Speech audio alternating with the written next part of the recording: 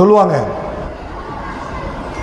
ஒரு ஒரு இளைஞன் இப்படி கீழே நின்றுட்டு இருந்தானா. ஒரு இளைஞன் கீழே நின்றுட்டு இருந்தானா. அந்த இளைஞனை ஒரு வயதானவர் திட்டிகிட்டு இருந்தாராம். பயங்கரமா திட்டிகிட்டு இருந்தாராம். ஒரு வயசானவர் அந்த இளைஞனை திட்டிகிட்டு இருந்தாராம். அப்ப திட்டிகிட்டு இருந்த போது இப்படி மேல இருந்து ஒருத்தர் பார்த்தாராம். என்ன இது, இளைஞன் வயசானவர் திட்டுறாரு. யூஸ்வலா யங்ஸ்டர்ஸ் திட்டினா என்ன ஆகும்? ஒரு லெவலுக்கு மேல டென்ஷன் ஆயிடுவாங்க. ஏன்பா, ஒரு லெவலுக்கு மேல யங்ஸ்டர்ஸ் என்ன பண்றாங்க, டென்ஷன் ஆயிடுவாங்க. இவர் பார்க்கறாரு, அந்த யங்ஸ்டர் வந்து திட்டு வாங்குறாரு. அந்த அந்த பெரியவர் வந்து திட்டிட்டு இருக்காரு, யங்ஸ்டர் திட்டு வாங்குறாரு. இதை பார்த்து கொண்டிருந்த அந்த நபர் பின்னால கீழே இறங்கி வந்து, இப்பா எனக்கு ஒன்று புரியல, அந்த பெரியவர் உன்னை திட்டுறாரு, நீ சின்ன வயசுக்காரனா இருக்கிற, எப்படி இவ்வளவு திட்டம் வாங்கிட்டு நீ அமைதியா இருக்கிற அப்படின்னு சொல்றாரு. அப்போது அந்த இளைஞர் சொல்கிறார், இதுதான் வந்து பவர் ஆஃப் ப்ராஃபெட் ஸல்லல்லாஹு அலைஹி வஸல்லம். அப்போது அந்த இளைஞர் சொல்கிறார், நான் அந்த பெரியவர்கிட்ட கடன் வாங்கியிருக்கிறேன், அந்த பெரியவர்கிட்ட கடன் வாங்கியிருக்கேன். கடனை பற்றி எங்கள் இறை தூதர் ஸல்லல்லாஹு அலைஹி வஸல்லம், நான் யாரை பின்பற்றனோ, கேட்டவர் முஸ்லீம் கிடையாது, ஆனா இந்த திட்டுவாங்கனார்ல யங்ஸ்டர், அவர் முஸ்லீம். அவர் சொல்றார், எங்க இறை தூதர் கடனை பற்றி என்ன சொல்லியிருக்கிறார்கள் என்றால், அலல் முதீனி ஹக்குன், அலல் முதீனி ஹக்குன், உங்களுக்கு யார் கடன் கொடுத்தாரோ அவருக்கு உங்க மேல உரிமை இருக்கு. அது நீங்களே ஒரு கொஞ்சம் தெரிஞ்சுக்கணும். நம்மளுக்கு கோவம்லாம் வரக்கூடாது கடன் வாங்கிட்டா. ஏன்னா அவன் திட்டுறதுக்கு எல்லா உரிமை இருக்கு. நாங்கள் ரசூல்லா இந்த சபையின் வாயிலாக அதையும் சொல்லிக்கிறேன். நீங்க ஒரு ஆள்கிட்ட கடன் வாங்கினீங்கன்னா உங்களை பேசுறதுக்கு எல்லா உரிமை இருக்குன்னு சொல்லியிருக்கிறாங்க. அந்த இளைஞர் அதை சொல்றார். என்னப்பா சொல்ற? ஆமாங்க, ஐ மே பி யங்ஸ்டர், நான் ஒரு யங்ஸ்டரா இருக்கலாம், ஆனால் எங்கள் தலைவர் ஸல்லல்லாஹு அலைஹி வஸல்லம் என்ன சொல்லி கொடுத்திருக்காங்க அப்படின்னா, நீங்க ஒருத்தட்ட கடன் வாங்கி அதை உரிய டைம்ல தர முடியல அப்படின்னா உங்களுக்கு கடன் கொடுத்தவனுக்கு உங்கள் மீது உரிமை உண்டு, அவன் பேசுறதெல்லாம் நீங்க கேட்டுட்டு தான் இருக்கணும். அதனால நான் கேட்டுக்கிட்டு இருக்கிறேன். அந்த மனிதர் இதை கேட்டார்ல, அவர் முஸ்லீம் இல்லை. அவர் இதை பார்த்துட்டு, ரத்தம் சூடாக இருக்கும் ஒரு இளைஞனின் உணர்வுகளை கட்டுப்படுத்தும் ஒரு தலைவரா, இப்படி யாருப்பா சொன்னது? எங்க ஸல்லல்லாஹு அலைஹி வஸல்லம் சொல்லி இருக்கிறாங்க. அப்படி நீ என்ன அவரை பின்பற்ற, அப்படி என்ன அவர் ஒரு தலைவர், அப்படி என்ன இது ஒரு கருத்தியல் அப்படின்னு படிக்க ஆரம்பிக்கிறார். ரசூலுல்லாஹி ஸல்லல்லாஹு அலைஹி வஸல்லம் அவர்களை படிக்க ஆரம்பிக்கிறார். வரலாற்றில் படித்து படித்து படித்து பிற்காலங்களில் திருக்குர்ஆனுக்கு ஆங்கில மொழிபெயர்ப்பை தந்த மறுமுடிக்கிய பித்தாளாக இந்த மார்க்கத்திற்குள் நுழைகிறார். அவர்தான் மறுமுடிக்கிய பித்தாள். கூகுளில் போட்டீங்கன்னா வரும் மறுமுடிக்கிய பித்தாள் அப்படின்னு. ரொம்ப டஃபஸ்ட் இங்கிலீஷ் டிரான்ஸ்லேஷன். இஸ்லாத்துக்குள்ள நுழைகிறார். எப்படி? அந்த ஒரு உதாரணம், ஒரு விஷயம், ரசூல் ஸல்லல்லாஹு அலைஹி வஸல்லம் அவருடைய சுன்னத் அல்லது ரசூல் ஸல்லல்லாஹு அலைஹி வஸல்லம் வழிகாட்டுதல். நீ கடன் கொடுத்தா நீ கேட்டுட்டு தான் இருக்கணும் ரசூலுல்லாஹி சொல்லி கொடுத்திருக்காங்க. ஒரு மனிதர் ஒரே ஒரு இறை தூதரின் வழிமுறையை நடைமுறைப்படுத்தினால், இல்ல கவனிச்சுதான் இருக்கீங்களா? ஏன்னா மணி 10:40. உங்க ஊர்ல நீங்களா முடிச்சிருப்பீங்க போல இருக்கு. இல்ல 11 மணிக்கு முடிச்சிருக்கீங்களா? ஏன்னா நம்ம எல்லாம் பயான் கேட்டு பழகி இருப்போம். பயான்ல என்ன ஆகும்னா, ஜும்மாக்கு வரும், வந்து தூணுக்கு முன்னால ஃபேனுக்கு கீழே கரெக்டாக செலக்ட் பண்ணி உட்காந்துட்டு, பெண்களுக்கு பாவம் சகோதரிகளுக்கு புரிய வாய்ப்பு இல்லை, உங்களுக்கு வாய்ப்பு இருந்தால் நிறைய பேர் உட்காந்துருவாங்க. உட்காந்துட்டு அதில் ஹைலைட் என்னென்னா, நான் நம்ம ஜமாத்துல் உலமா மீரான் மிஸ்பாய் ஹசரத் கூப்பிட்டுருந்தார் இது ஜும்மா உரைக்கு, இதில் திருச்சியில், இதுக்கு சுதந்திர தின அன்னைக்கு. அப்போ போகிறேன், டைட்டாக தூங்குறார் ஒருத்தர்.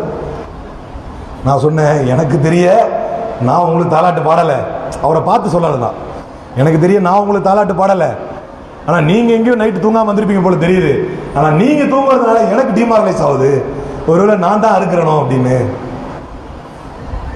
அது மாதிரி ஜும்மால என்ன செய்வாங்க அப்படின்னா, ரொம்ப தீவிரமா கவனிக்கிற மாதிரி இருக்கும். எப்படி அப்படின்னா,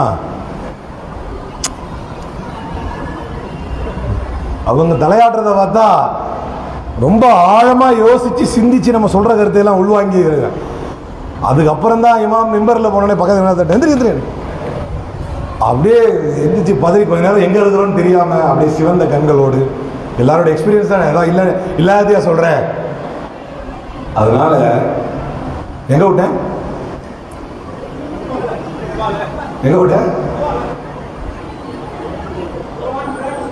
குர்ஆன் டிரான்ஸ்லேட் பண்ணார், மறுபடிக்கு பித்தால் அங்க விட்டேன். அப்போ ஒரே ஒரு எளிமையான சுன்னத் அவர் திட்டாலே ஒரு வாங்கிக்கிறார். ஆனால் அது எவ்வளவு பெரிய மாற்றத்தை கொண்டு வந்தது. அதுதான் பவர் ஆஃப் ப்ராஃபெட் ஸல்லல்லாஹு அலைஹி வஸல்லம்.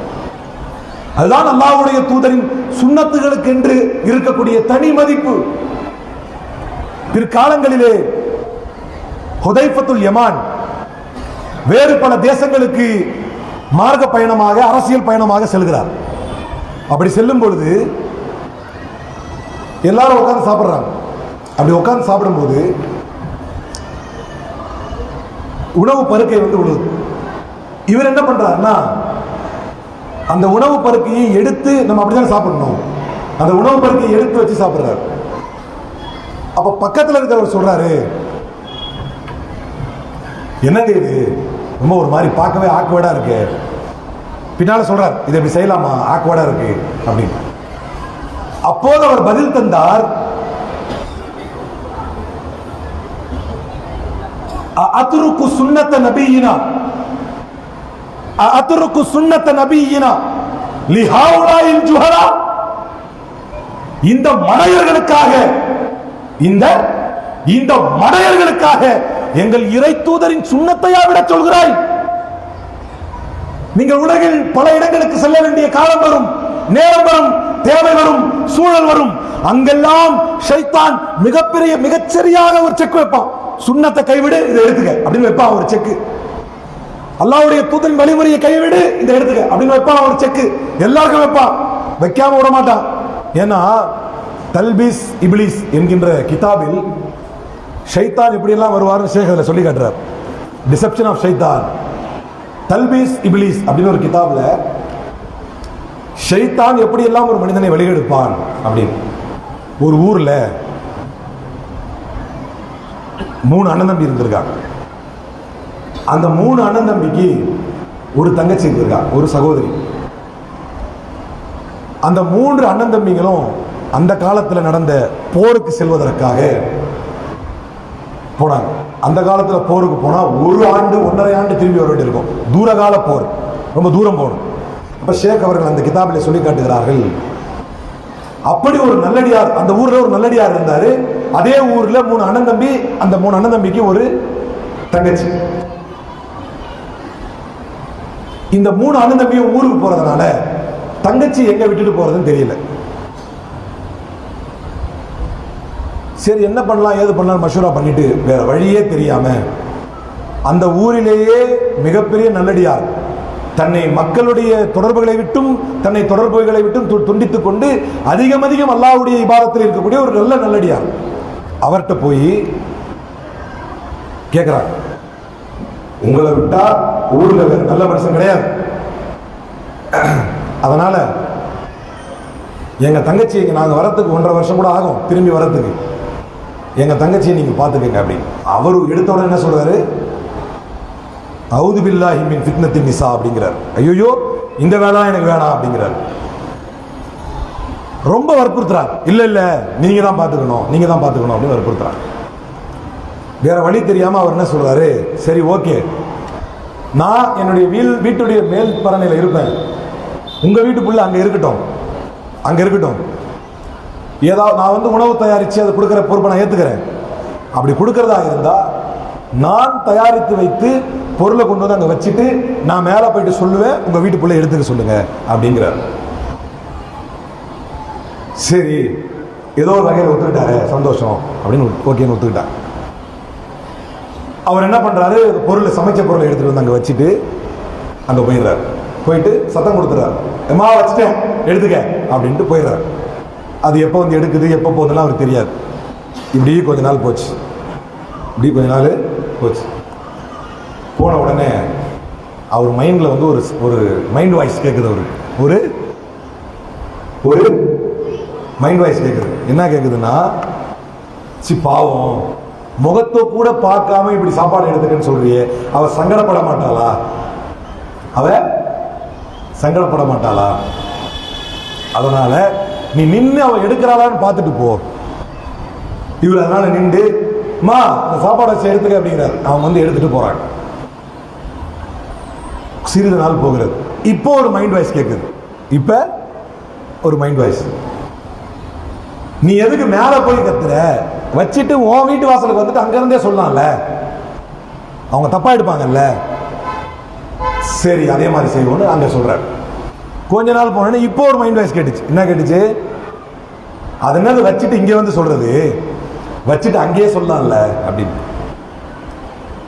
அங்க வச்சுட்டு அங்கேயே சொன்னார். வச்சுட்டு, மா எங்கம்மா இருக்க, எடுத்துட்டு போமா அப்படின்னு சொன்னார்.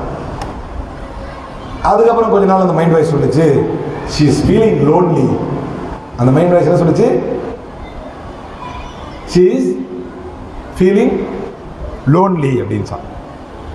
அவ தனியா இருக்கா, கொஞ்சம் பேச்சு கொடுக்கலாம்ல அப்படின்னு. திரும்ப அந்த மைண்ட் வாய்ஸ் சொல்லிச்சான், அவள் மீது கை வைக்கலாம் அல்லவா, அவளுக்கு ஒரு முத்தம் தரலாம் அல்லவா. கை வைத்தார், முத்தம் கொடுத்தார், உறவு இருந்தார், குழந்தையும் பிறந்தது.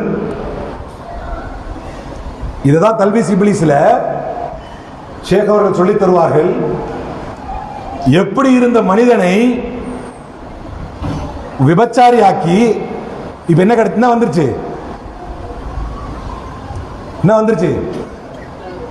விபச்சாரத்தில் ஒரு பிள்ளையும் பிறந்துருச்சு. அப்ப அங்கதான் ஷேக் கேட்பாங்க, இத்தோட சைத்தான் விட்டுருவானா? இதோட முடிஞ்ச சைத்தான் வேலை. தூங்குறார், நல்லடியார் தூங்குறார். தூங்கும்போது அதே மைண்ட் வாய்ஸ் வருது. தூங்குறாரு, ஒரு கனவு வருது. போருக்கு போன அந்த சகோதரர்கள் திரும்பி வருவான், வந்து இந்த குழந்தைய பார்ப்பான். அட அயோக்கிய பயலே, ஒட்டியாடா எங்க பிள்ளைய கொடுத்துட்டு போனோம் அப்படின்னு உதப்பாங்க. உடனே ஒரு ஐடியா பண்ணு, இந்த இடத்துல அந்த குழந்தைய பொண்ணு புதைச்சிரு. அப்ப நேரா போறார், போய் அந்த பொண்ணுகிட்ட கூப்பிட்டு, தூங்கிட்டு இருந்த பொண்ணை கூப்பிட்டு ஐடியா சொல்றார். பொண்ணு புதைச்சிருவோமா குழந்தைய, எனக்கு பயமா இருக்கு, உங்களுக்காக நான் என்ன வேணா செய்யறேங்கன்னு 2 பேரும் சேர்ந்து என்ன பண்ணிட்டாங்க?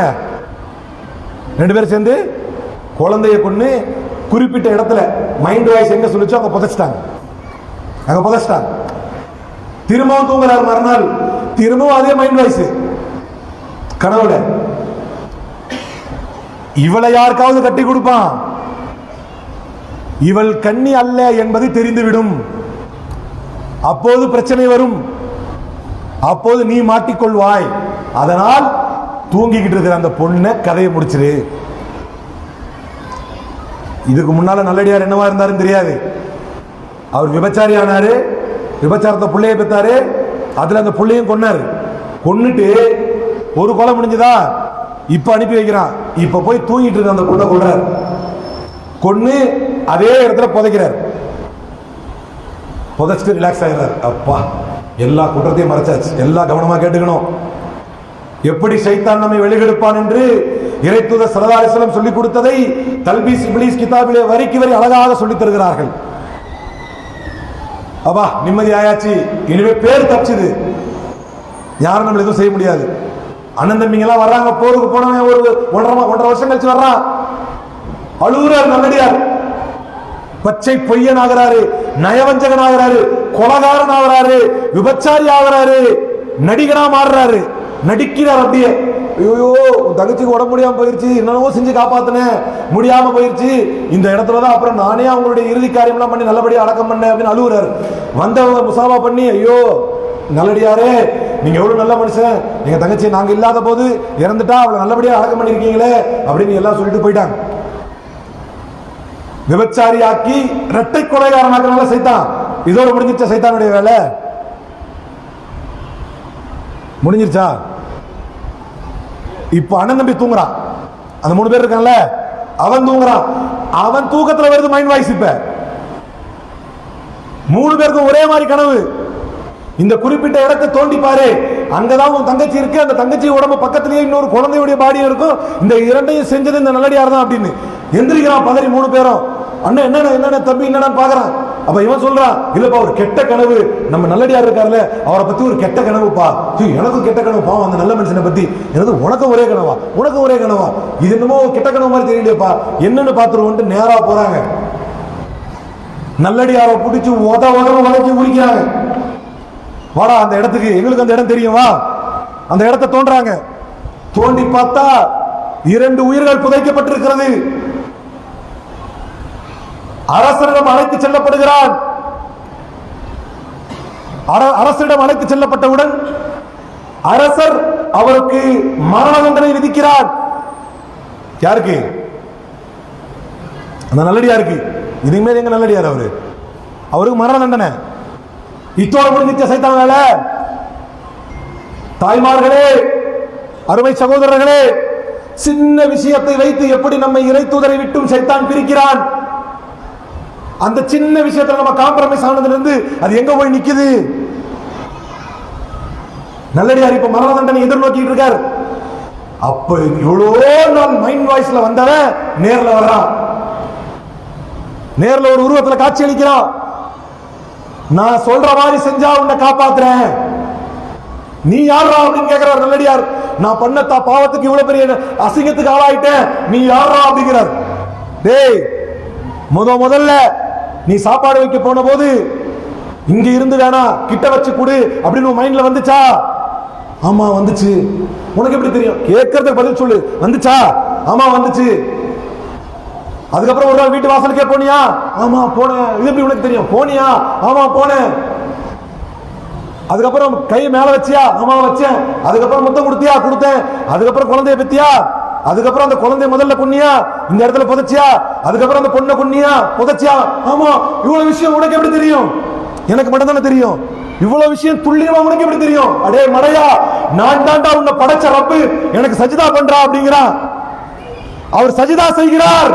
அந்த இடத்தை விட்டு அவன் காணாமல் போகிறான். அவருக்கு மரண தண்டனை நிறைவேற்றப்படுகிறது. அல்லாஹ் அல்லாஹ் அல்லாஹ் என்று அல்லாஹ்வை நினைவு கூர்ந்து கொண்டிருந்த ஒரு நல்லடியாரை போக்கிரியாக்கி, பொறுக்கியாக்கி, பொய்யனாக்கி, கொலைகாரனாக்கி, கடைசியில் அவனை முஷ்ரிக்காக்கி அவனை நரகத்திற்கு எடுத்துச் செல்கிறான் சைத்தான். A small compromise in the tradition of prophet will lead to the hellfire. அல்லாஹ்வுடைய தூதர் சொன்ன வழிமுறைகளை, அல்லாஹ்வுடைய தூதர் எடுத்து காட்டிய நடைமுறைகளை, அல்லாஹ்வுடைய தூதரின் உஸ்வத்துன் ஹசனாக்களை சிறிதளவு மனமு வந்து நாம் புறக்கணிக்கும் பொழுது அது நம்மை நரகத்திற்கு கொண்டு போய் சேர்க்கிறது. அதனால்தான் ரசூலுல்லாஹி ஸல்லல்லாஹு அலைஹி வஸல்லம் அவர்கள் மீது அசைக்க முடியாத, யாராலும் மறுக்க முடியாத அன்பை, நேசத்தை வைத்தார்கள் சஹாபாக்கள். உலகின் ஒரு தலைவர், நீங்க இந்த உலகத்தில் பார்த்திருக்கலாம், ஒரு தலைவர் மறைந்து விட்டால் அவர் உடலுக்கு முன்னாலேயே இவர்கள் நாற்காலிக்கு அடித்துக் கொள்வார்கள். ஆனால் அல்லாஹ்வுடைய தூதருக்கு உடல்நிலை சரியில்லை. யார் தொலை வைக்கணும்? ரசூல் ஸல்லல்லாஹு அலைஹி வஸல்லம் சொல்றாங்க, ஆயிஷா ரலியல்லாஹு கூப்பிட்டு சொல்றாங்க, ரசூல் ஸல்லல்லாஹு அலைஹி வஸல்லம் சொல்றாங்க, அபூபக்கரை தொலை வைக்க சொல்லுங்க அப்படின்னு.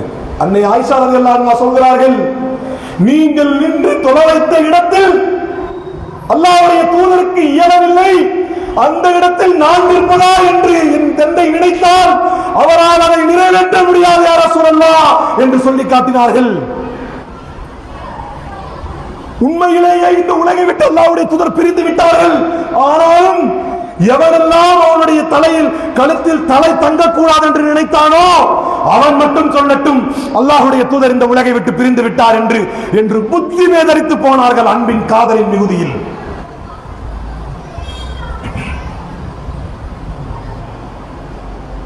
இறை தூதரின் மீது அவர்கள் வைத்திருந்த அசைக்க முடியாத அன்புதான் அவர்களின் உலகின் மிகப்பெரிய தலைவர்களாக மாற்றியது. உலகின் பேரரசுகள் அஞ்சு நடந்தும் தலைவர்களாக மாற்றியது. ஷாம் தேசம் வெற்றி கொள்ளப்படுகிறது. உமர் ரலியல்லாஹு அன்ஹு போறாங்க. போனா ஒரே ஒரு உதவியாளர் மட்டும் கூப்பிட்டு போறாங்க. போயிட்டு தன்னுடைய அலைஹி அமாமா வ ஹுஃபான் வ இஸார், ஒரு கீழாடை ஒன்று தூக்கி மேலே போட்டு, ஒரு லுங்கி, இப்படி ஒரு மேலே லுங்கி, தலப்பா, அப்புறம் 2 சாக்ஸ் அப்படி போட்டுக்கிட்டு வஹுவ ஆஹிதும் பிரஸி பஈரிஹி வ யகூதுல் மா. தன்னுடைய கழுதையுடைய தலையை பிடிச்சிக்கிட்டு அப்படி தண்ணி கொடுத்துட்டு இருக்கார். ஷாம் தேசம் வெற்றி கொள்ளப்பட்டு அதை அனுபவிக்க வந்த அதிபர் ஓடி வர்றார்.